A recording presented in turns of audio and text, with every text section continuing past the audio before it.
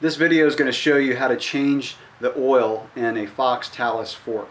Fox recommends changing your oil about every 30 hours, which is a little bit excessive. I usually go about every 50, 60 hours. And if you ride your bike about 5 hours a week, you're changing your oil every couple months. So it's really not that hard. I'm just going to show you some steps of how to get this done. So this is most of what you're going to need to do this. You're going to need the 10-weight green Fox suspension fluid. You're going to need the Fox float fluid.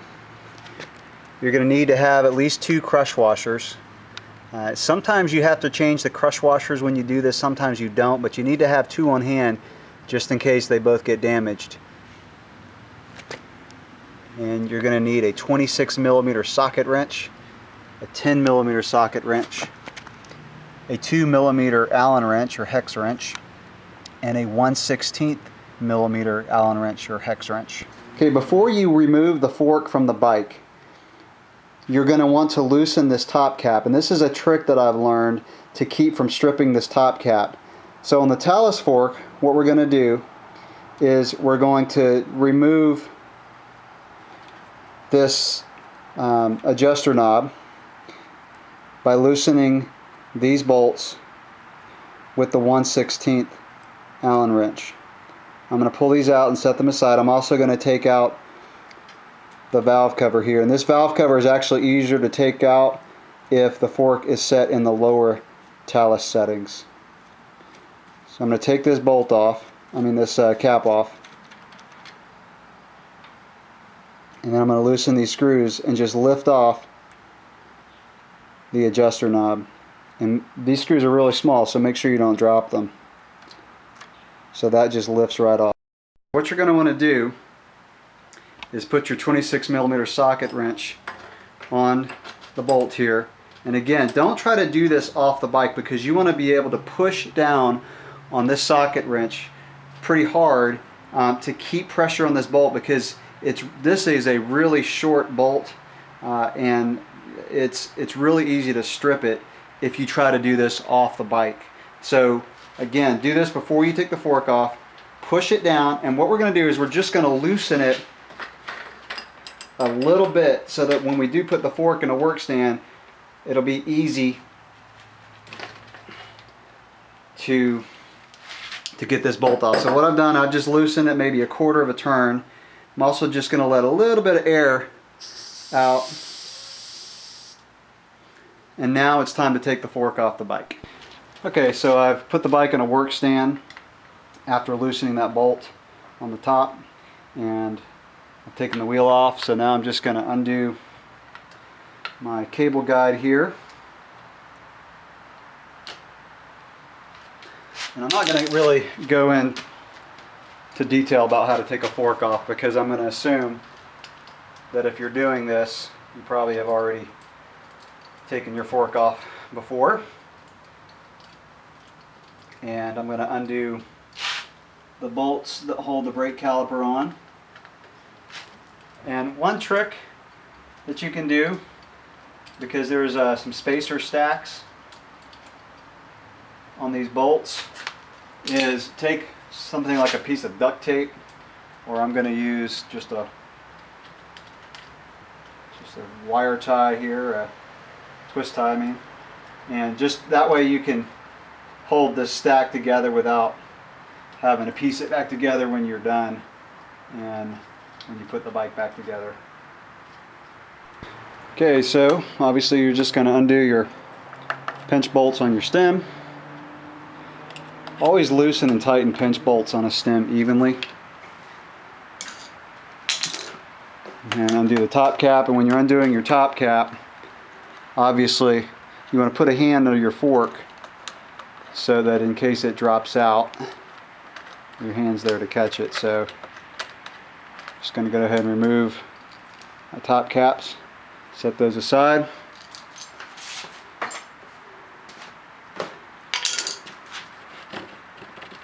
Pull the stem off, pull out your spacers and your bearings, and obviously you have bearings on the top and bottom. Now we've got the fork off. And I'm just going to hang up the bike on a hook, and that way we can use the work stand for the fork. Okay, so I've just put my fork in the work stand. Makes this a lot easier to do. And the first thing I'm going to do is take my 2mm Allen wrench and undo the rebound adjuster knob here.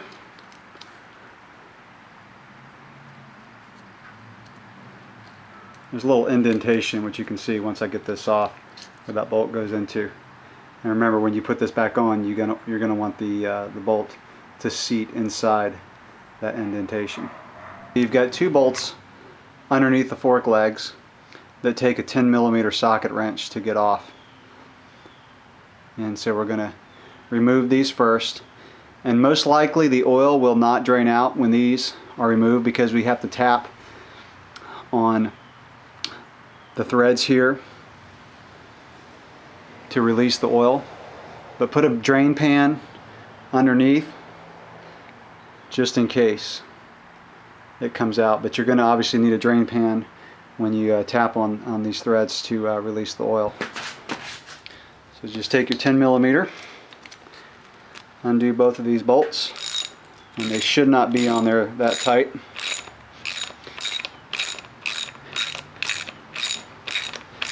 This is where your crush washers are going to be. They're going to be inside these bolts. And you can see that one stayed on.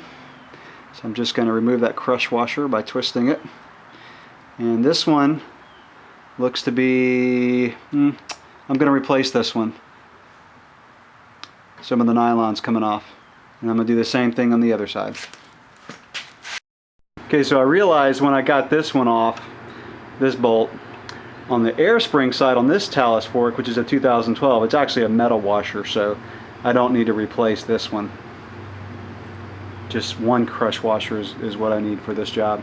So now we're going to release the oil by tapping on the threads. But before you do that, you want to thread these bolts back on. Actually, on the air spring side, I'm not going to do this. We're going to do it on the rebound side, because you do not want to damage. Let me get over here so you can get a better angle of it. You do not want to damage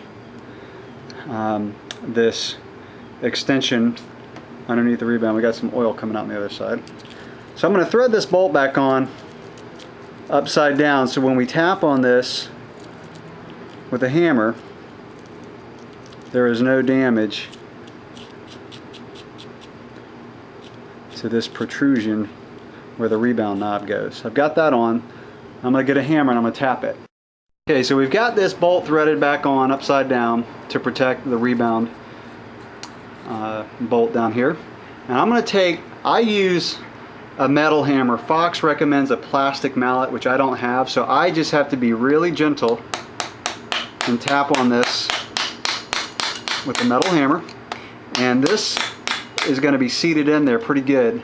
So sometimes it takes a pretty good tap. And when I do that, it kind of pushes the threads back up in there and the oil can start to come out. Got to push that up a little bit. And we've got oil dripping out into my drain pan. And I'm going to do the same thing on the other side. And this one actually is already released. Okay, at this point, I'm going to drop the lowers off the fork. Okay, so to drop the lowers, all I'm going to do is pull them down. You're going to get some more oil come out, so make sure you keep this over your drain pan. There, the lowers are removed, and we're going to clean these out a little bit, just with a paper towel or a rag and some isopropyl alcohol. Okay, this is where you want to look at your seals and make sure they're not damaged. These are very easy to replace. Obviously you have to purchase them in advance, so it's probably not a bad idea to go ahead and have some seals on hand. I don't, but this fork is not that old, so I don't expect there to be any problems. And as I look in here, just a little bit of dirt, but the seals are in great condition. So now I'm just going to take I'm going to use a paper towel. You can use a shop rag that's clean. Make sure it's clean. And some just some isopropyl rubbing alcohol. And I'm just going to kind of clean around the seals. Just clean off any dirt that's maybe hard to get to when you just generally wash your bike. And then we'll move on to the next step. Okay, so at this point I've got the fork in the work stand with the lowers removed. And I'm just going to let the remaining air out. We let a little bit of air out back when we loosen this bolt. And then the next thing that you're going to do is you're going to use either a dental pick or a flat blade screwdriver. And I didn't go over those tools in the beginning, but you're also going to need something. There's just a little spiral retaining ring right here that you're going to need to just pop out. And this is kind of what separates the Talus from, let's say, just a basic float. On the float, you're not going to have to remove this this internal Talus system. It's very simple, but the main thing you really got to do is just pop out this spiral retaining ring, which again I'm going to use a dental pick, or you can use a really thin flat blade screwdriver. Okay, so I'll try to get the camera angle where you can see this, but you just find the end of the spiral retaining ring and use your pick or flat blade screwdriver, and all you got to do is just pull it out, and that's what it looks like. Okay, so now we're just going to pull up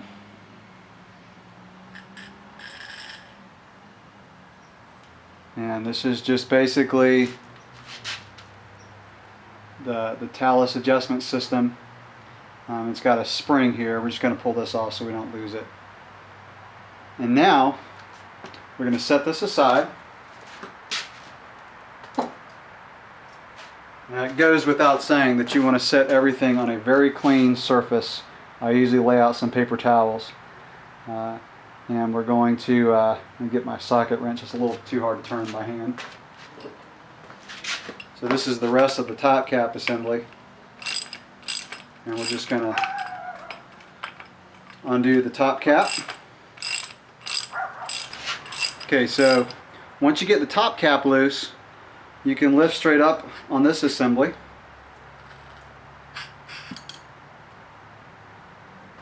And that comes out. Okay, so now I'm going to just real quick take the fork out of the work stand, and there's this Talus assembly at the bottom, and we're just going to take this out. And make sure when you turn this fork upside down that you've got it over the drain pan, because the float fluid will come out at this point. Okay, so I'm just taking something like a socket wrench that's pretty blunt on the end, and I'm just pushing this lower Talus assembly, as it's called, out through the top of the fork.